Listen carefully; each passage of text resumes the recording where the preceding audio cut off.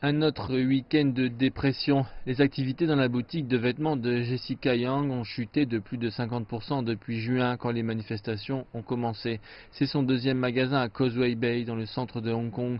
Les troubles sociaux actuels ont effrayé nombreux de ses clients et elle lutte pour que son entreprise survive dans le quartier des affaires le plus cher du monde. La moitié de mes clients sont des locaux, le reste est des touristes. Mais pas un seul touriste n'a visité ma boutique en juillet et en août. Beaucoup de mes clients locaux ont emmené leurs enfants dans des camps d'été. Ils ont peur de revenir à cause des manifestations.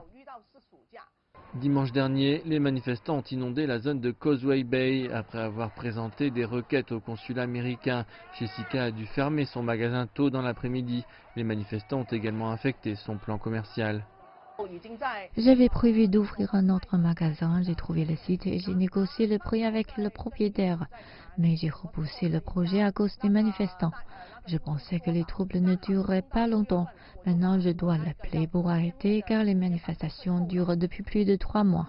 L'an dernier, Hong Kong a été l'une des villes les plus visitées au monde avec 30 millions de touristes. Mais selon le secrétaire aux finances de Hong Kong, le nombre de visiteurs a chuté de presque 40% depuis l'an dernier.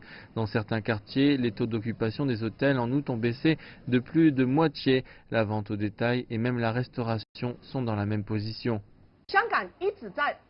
Hong Kong a pourtant longtemps été pacifique et prospère. Ces jeunes manifestants ne sont pas bien guidés par des forces étrangères. Ils ont subi un lavage de cerveau et ne savent pas ce qu'ils font. Je suis bouleversée par cela. Jessica Yang a indiqué que les manifestations pacifiques et légales ne la gênaient pas, mais elle a souligné que tous les émeutiers devaient être arrêtés, ceux qui sont bons pour transformer les faits. Elle a également appelé le gouvernement de Hong Kong à prendre des mesures pour ramener les visiteurs quand les choses se seront calmées.